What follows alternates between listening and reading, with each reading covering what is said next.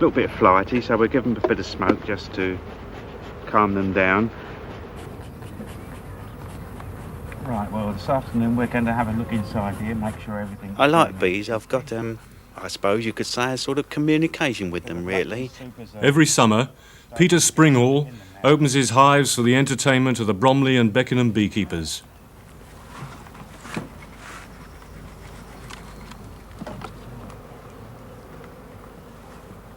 I do get stung. I get stung quite often.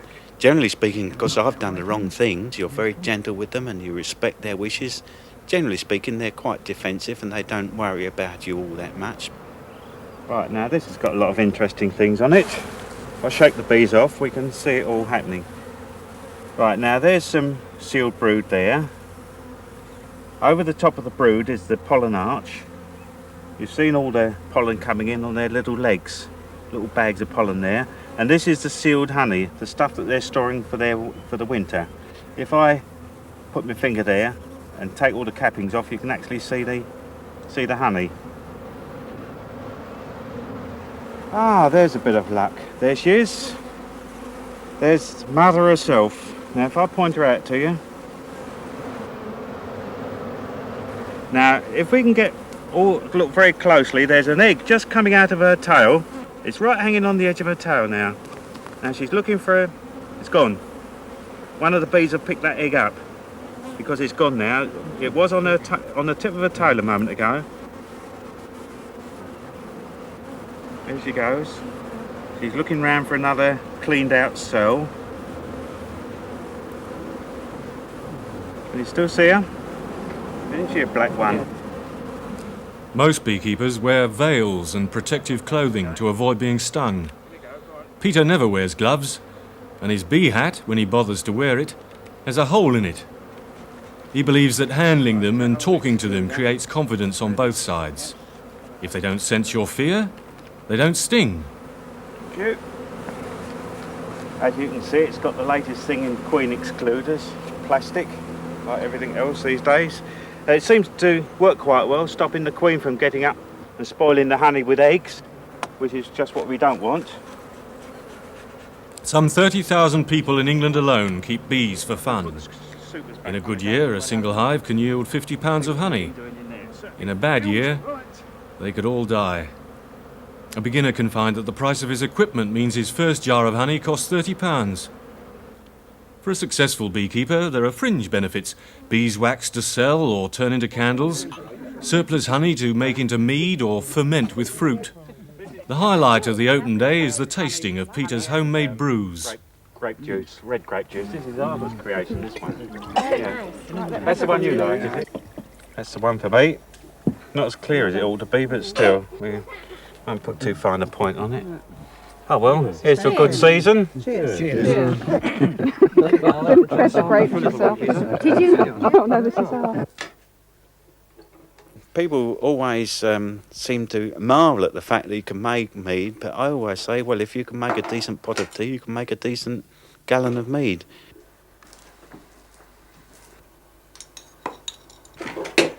When I make my mead, I generally put the honey into the bucket and pour in some hot water so as to melt the honey down, and rather than boil it and spoil all the goodies to sterilise it, I now use sodium metabisulfite.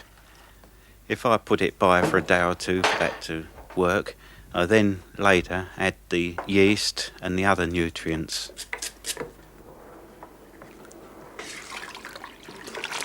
Right, who's going to sample some genuine Kent honey? Yes, I will. Yeah. Yes, please. Thank you. Let's start on another one, shall we? Super, Super. as usual. No, this is obviously some of last year's honey. It's set hard in the tin, in 28-pound tin, so of course a big stir up, and then pour it into the jar, and that is what is known as soft set honey. In the shops you see it in different forms: liquid, hard, and crystallised. Well, honey normally does crystallise anyway. In order to stay liquid, it has to be pasteurised. So when you see the crystallised stuff like this is, it's absolutely untouched by human hand, so to speak. Most of the Bromley beekeepers commute to jobs in London. They tend their bees in back gardens during the summer and spend winter nights studying their subject at the Dulwich Evening Institute. It can become a consuming passion once you begin. Of course, all this started about 25 years ago. While I was in the forces, I used to pop home on leave, and my mother got interested in the garden.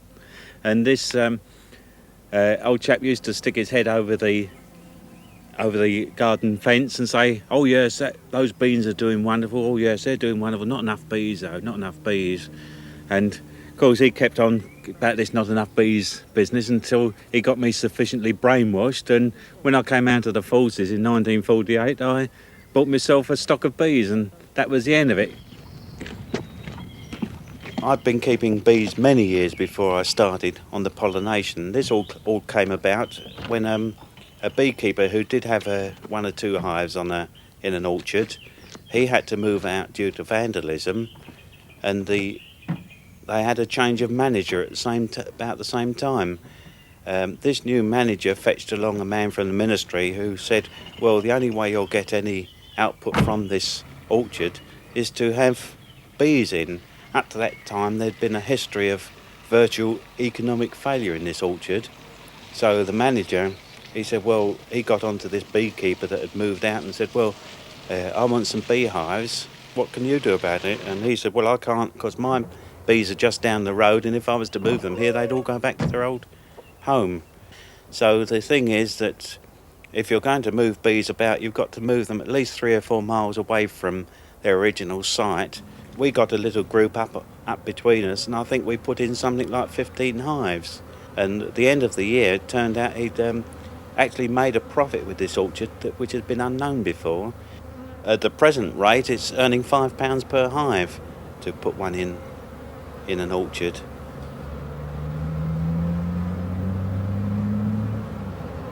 A funny thing did happen some years ago. I was with a beekeeping friend. I'd gone to call on his family around about Christmas time, and he said, come and have a look at my bees. And there they were, flying in and out, loads of pollen on their legs. And I looked round, I said, well, there's no flowers about anywhere. Where can they be getting that from? Then we suddenly tumbled about a quarter of a mile away as a cemetery. And of course, being Christmas time, there was all the people going in there with their bunches of flowers and that. And the bees had tumbled this, and over they were, going round the gravestones, digging up all the pollen and nectar they can. Beekeeping to me is a jolly good hobby. I often wonder whether I'd like to earn my living at it, but there's no doubt, I think if you leave your hobby and make a living out of it, you lose a jolly good hobby. For my living, I'm a development engineer at an engineering factory. Our designers dream up the ideas, and they come to me with a basic idea of what they want, and then I just make up something, and if it works, this is instituted on the machines. The position of the plunger, Pete, so we can relate it to the pressure trace that we're getting. We need to indicate this positional line on the UV recorder. Yeah, right. See what we can do, eh? Thank you very much indeed. I've always worked in an industrial environment, and I suppose as the years have gone by, this beekeeping idea has caught on because of its contrast. Then when I'm in the factory, which is, after all, is most part of my life, I'm thinking about my poor little bees.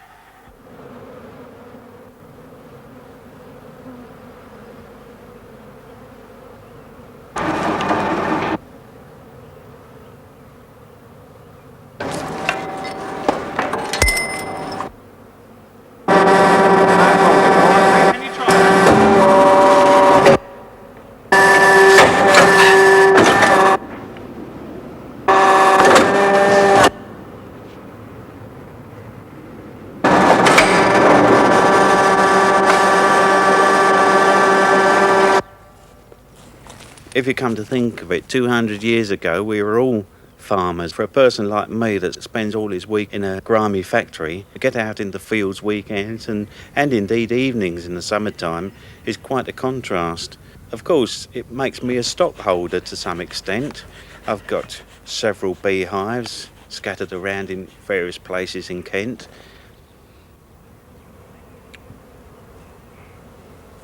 Right, now this is how bees used to be kept up to about the turn of the century.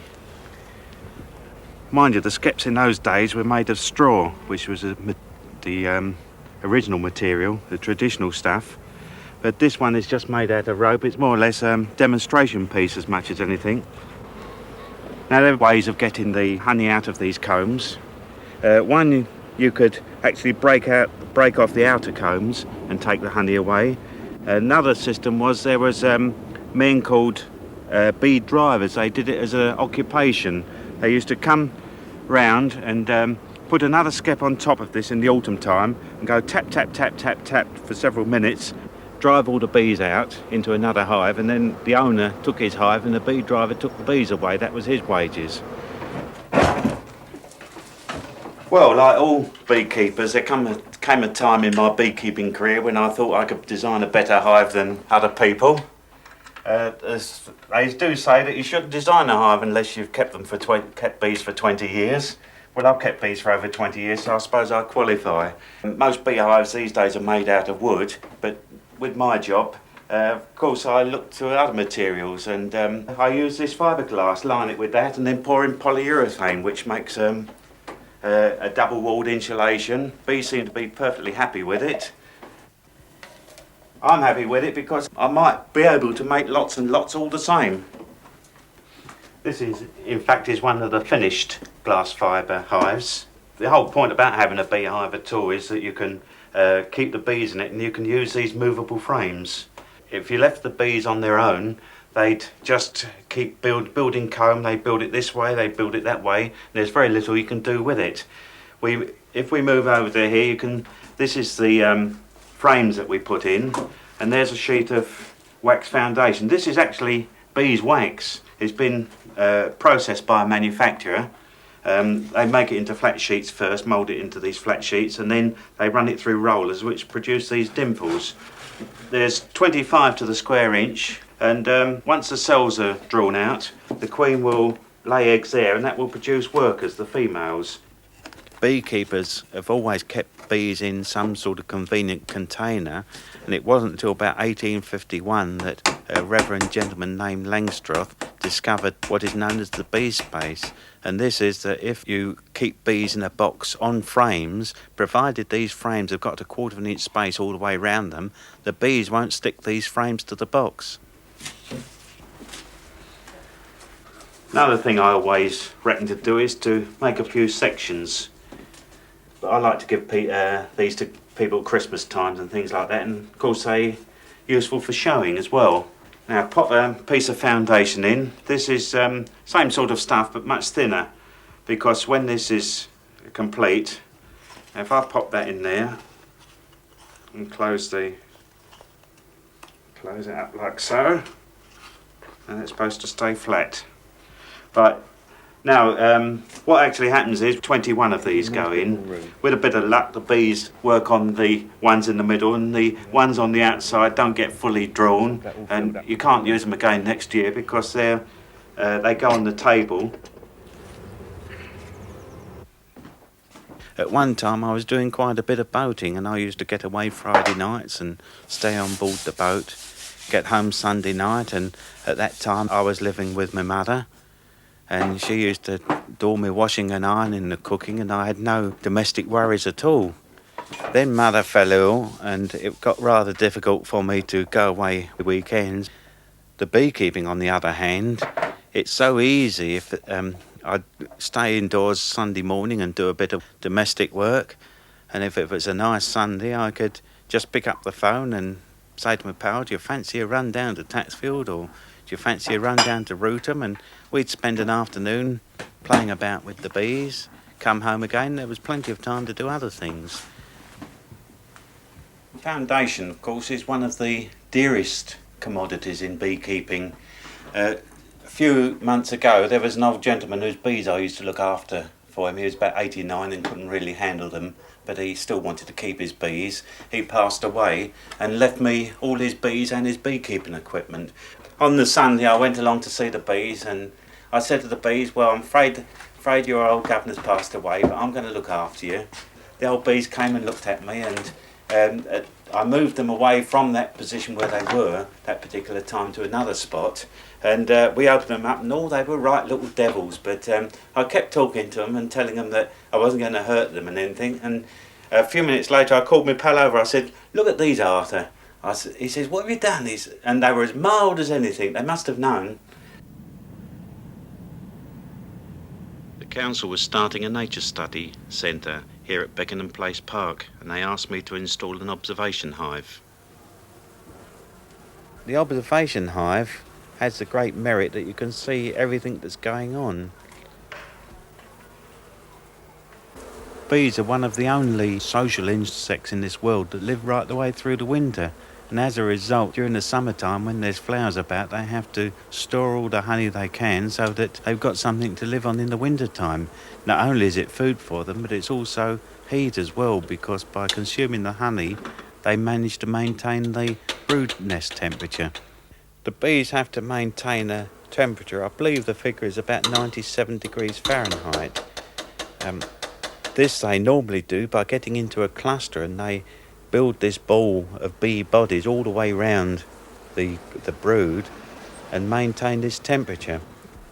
There's not a lot of bees as it happens, because this time of the year we expect them to build up quite quickly. So what we're going to do is we've got this comb with just the brood, a little bit of brood and the queen. There's a spare comb for the queen to start laying. There's also an entrance down here, and through this glass panel we can see the bees coming and going. You can see the bees on the glass. They've not discovered where the entrance is, but in a little while we'll be coaxing them in, and once they start around the entrance they'll be fanning with their wings and creating this sweet scent to attract the others. And once they've learned the entrance, which might take a day or two yet, they'll be away and off to the flowers, get some nectar, and then it'll come convert to honey. And later on this year we'll have all this full up. They've got plenty of room, so they shouldn't swarm this year. It's one of the pleasant things of beekeeping is catching swarms, because there's that little swarm hanging up on the tree. They need a home. Along comes this beekeeper, ready to offer them something. It's just what they want, and they accept it more or less with open hands.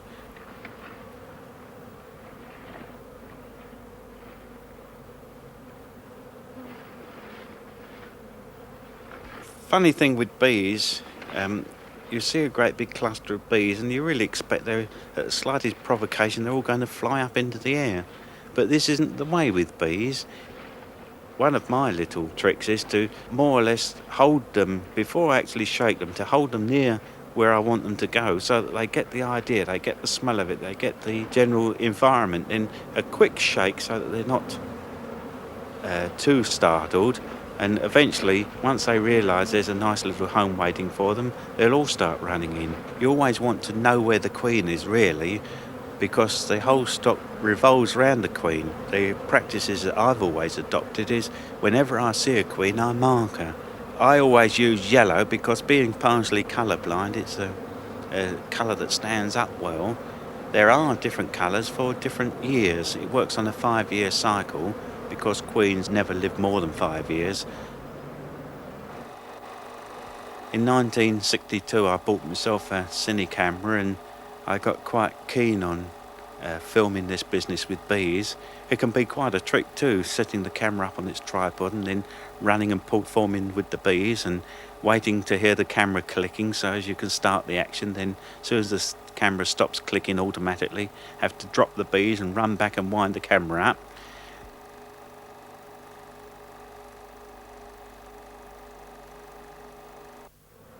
I grow a few soft fruits in my garden. At the right time of the year I pick them and make wine. I suppose the whole of my makeup is that I like a challenge. You can see this in my work, because an ordinary sort of job where there's no problems, it doesn't interest me at all. It is the problems, it is the challenge. And I think this is what the beekeeping does for me.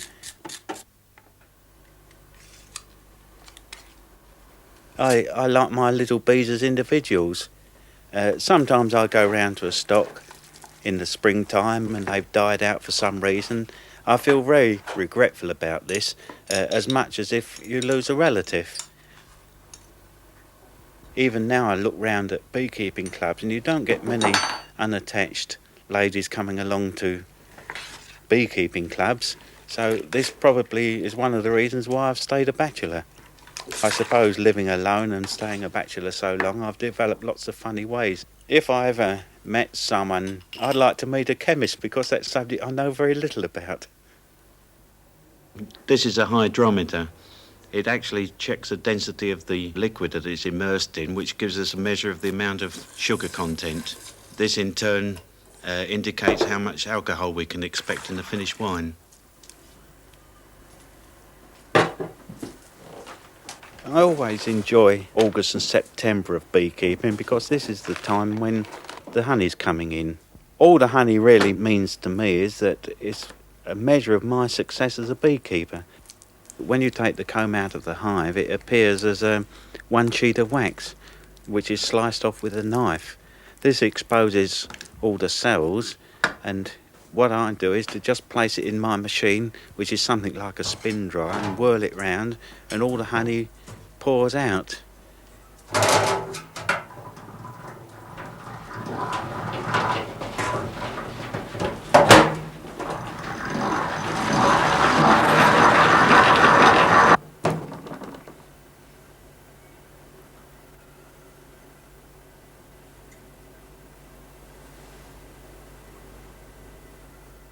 Of course, honey being a seasonal product, like all garden products, it is followed by a show. Well, the things the judge looks for in honey is first and foremost is cleanliness. Make sure that all the odd bits of pollen grains and bits of wax, bees' legs and other things have been filtered out. Must be absolutely clean, obviously being a food product. Slight smell of hawthorn in there, Nick. No. Yes, there is too. Yes. That's quite good. Honey judges can tell which flowers the bees have been to by the taste of the honey. Could be blackberry in that one, I would think. Yes, well, that's quite straightforward. 1, 2. You're going to give them a first and a second? Yes, I think so. There's all sorts of different classes for honey. There's crystallised and light, medium, dark, honeycomb and all the rest of it. Cakes of wax where you can melt the beeswax down, and candles.